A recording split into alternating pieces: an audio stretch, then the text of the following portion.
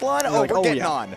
And important to note, Sethlon just beat Chef to get here in the bracket. Chef was hot tonight. Chef beat Ismon with Falco. And it's worth noting that Ismon plays Wario and has a Falco. I don't know if the Falco has died down in recent times, but I know in the past that he has brought it out early ultimate. And I know that he dabbled in 4. But his Wario is something that he was known for in 4, and Wario is a character that only got better in this game. So seeing him go up against the character loyalist Sethlon with this Roy, it'll be interesting. I mean, you know, people have been saying it since the start of the game. If Tweak is playing this character, he cannot be that bad. This is Tweak's internal mental battle every time that he's deciding what character to use. Ooh, that was a great setup. Forwarder saw that he missed the tech, so he went for the dash attack. But okay, he has the recovery. Wario definitely comes back from that. Absolutely, He's every got time. so many resources. You're so right. All right, Sethlon, get that up air parried on shield. The thing about Roy is he has really solid, strong advantage when he hits the shield with like that back hit up air. But he has to position in such a specific way that you know that's all that he can go for. So that parry becomes, when you know what to do against Roy, it's all execution based, and execution is easy after you get used to it. Sethlon coming in with some aggression, trying to get Ismon off stage after he had an explosive stock to take out Sethlon with that down tilt to dash attack to finish it. Man, both of these characters just demolish each other when they're able to get a hit. I feel like Roy is definitely a perfect combo weight for a lot of characters, but Roy himself has a strange combo game that benefits from the not traditional combo weights, so he does really well actually against floatier characters like Wario. But that being said, you got to be able to land those bite. hits, and you can't let the Wario destroy you every time he gets that hit. Because like you said, Roy is combo food. But my goodness, if Ismon is coming up to you and he is landing those combo starters, and he's getting up in your face and landing them, I mean, man, you're going to be in for a ride. Sethlon's at 81 already. You have to be scared of a lot of the falling aerials that Wario has available to him. Falling up air is a great starter. It's also really terrifying to deal with on shield. That was an all or nothing from Sethlon. Tried to bring the match back real quick, but didn't find it. Now he's got to get a kill and then put something together that is hot like the sword he's bringing. Yeah, it's just because he countered a little bit late, trying to anticipate. If he had countered immediately off of ledge drop, if he jumps backwards as Roy, he can recover from there. But I think he was trying to cover the timing, and Ismon understood the situation, decided I'm going to stall a little bit longer because, boy, Wario has all of the time in the world to recover. Yeah. He's now got full waft on deck, still charged up, but he got that flare blade to remove that stock. But Sethlon is in prime percents for, you know, up tilt setup, maybe a falling up air. He's right to that waft setup. So, I mean, the only thing Sethlon can do is continue hitting Ismon and knock it himself. That was a bait. He's got the bike in hand. That's scary. He tried to punish the tech in. He dashed at Sethlon to bait out either get up attack or tech roll in. Dashed into that space and went for the waft. Didn't cover it, but, you know, it's okay to blow those when you have such a big lead. Ismon has all the time in the world to even build up maybe another half waft if he needs it. Yeah, and half waft is still an extremely strong move. Oh my goodness, look, that back air almost killed. That nair sets up so much for him. Down tilt we saw can confirm his dash attack and kill close to these percents. Oh, the jab back air is always consistent for Roy. Yeah, and especially a guy like Sethlon who labs that stuff to make sure that he has the execution every single time. Like you were saying, Roy's all about that execution. But that back air gonna take the first game. And that was right at the edge of not killing. Like another percent less, Sethlon may have been able to live that, you know, air dodge towards the stage. But it's Wario that's coming home, bringing the W. He says yes. Yep. So the game 1 on Smashville is actually a great stage for both of those players. I expect to see Yoshi's Island, Yoshi's Story rather, going into this next game. Yeah, I'm sure that Sethlon would love Yoshi's Island, but I don't know if that's the counter pick against Wario. Yoshi's Story though. Definitely a solid pick for Roy. Definitely going to get these earlier KOs. Going to be able to chase Ismon's movement a little bit because Roy is a character who loves to stifle the movement. And he can definitely close out the space.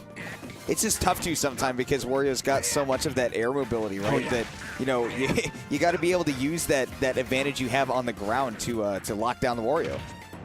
Oh my goodness. Has him set up in the corner, but the down tilt out of the pressure. Falling up air sets up big for back air. Oh, he's got that hit with the bike to set up the tech situation. Now Ismon has a big chance to bring it back. Sethlon doing a lot of these double-edged stance on shields. Yeah, I mean, it's great because it's so strong. It'll definitely evaporate a stock at these kinds of percents, but it's scary to commit to. It's not super safe. The guy out there from Ismon's going to save him from the back air. Up tilt, gets the nair, gets good damage, catches the defensive shield from Sethlon. Ooh, and Sethlon rolling back to get control of center stage, and that leaves Ismon without a shield. That means that he's got to get a little bit more aggressive, so Sethlon could take advantage of that. But some really good defensive play there from Ismon does mean that he's going to bring himself right back into this game with a full shield in hand. He's up to half off now, too. Great drift from Sethlon to avoid that forward air from Ismon. Jabbing at the ledge, that's not going to be super safe. No, he just swings it out. Just continues it. Amazing. If I'm not mistaken, the tip jab from Roy is like -9. So that's definitely a forward air punishable. Yeah. From a guy like Wario, Yeah. he gets him out quick. Forward air's got frame 8 if you're frame perfect on that punish. Dude, and Wario's got those herky-jerky kind of animations. He's just Game & Watch, but he can kill, in my opinion. Oh my goodness. Yeah, he definitely swings his momentum and his hitboxes a lot like Game & Watch would. And you know, he gets that aerial mobility. This time, Sethlon mixing up the timing a little bit with that flare blade, but my goodness, they're just swinging at each other and not getting a whole lot for it. Ismon was getting a lot out of these spot dodges. I don't know if that's going to be something to look out for to set up more double-edged dances in the future. Oh, but that jab. Luckily, Sethlon got pushed off stage instead of into a tech situation. Yeah, otherwise you're just waiting to do something and then Wario can punish with a waft. With enough space there, that could have been terrifying. Good tech. Whoa. No chase. Those up tilts aren't super safe. Forward tilt catches. Sethlon, yeah, sliding forward tilt. And look, he's able to cover the space so much better on this stage because that platform's not somewhere that Wario wants to escape to. Swordsman covering that ground so well, it's terrifying.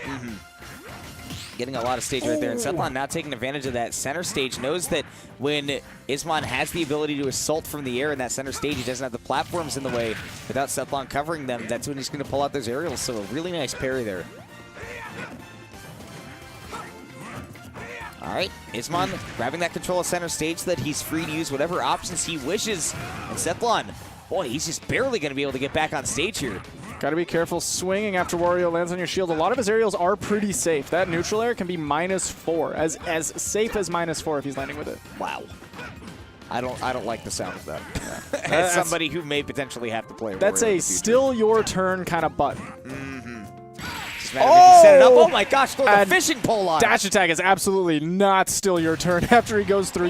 Wario can cross up, but you can see that coming a mile away, and boy does he put himself in some lag. That forward smash is free. And in the back, dude.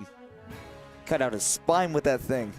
Yeah, dash attack -33. That's definitely drop shield and smash attack. Drop punish. shield and do what you wish.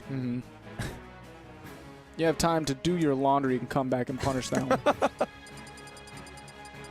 I mean, he might as well just be breaking his own shield at this point. Yeah. So game 3 is going to be taking Venue to a bigger stage, which makes a lot of sense because now Ismon can take more control of where the fights happen if he wants them to be on the platform so that he can set up for his kills, or if he wants it to be in center stage so that he can set up for his aerials. Now he has all of this stage control where he's got all of this air movement, and Rory is one of the few characters that does have more air mobility than Sethlon will have with that Rory.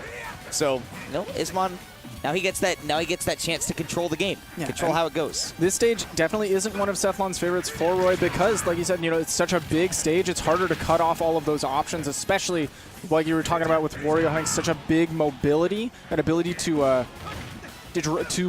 affect his drift even after picking a direction. Not to mention his acceleration as well. Yeah, his air drift is just incredible and hard to pin down.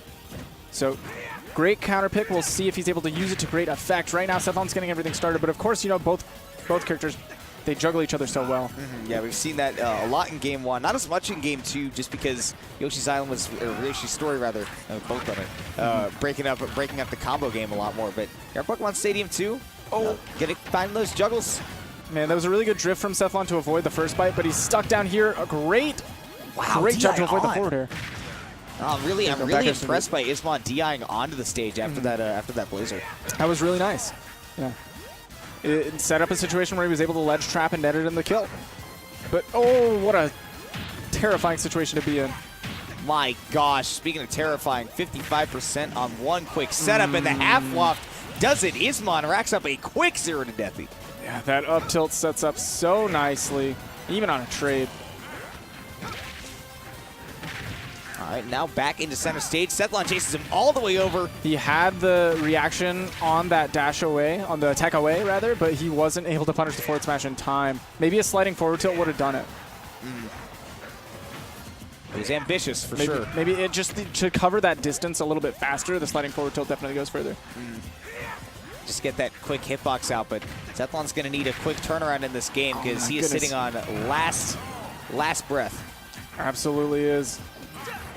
That forward tilt is a terrifying thing to fight against right now. Up air finally does it. Stage. And you know Roy can melt a stock, but he's got to play so carefully. We saw how potent Ismon was with just half waft earlier, and you know he's close to another one.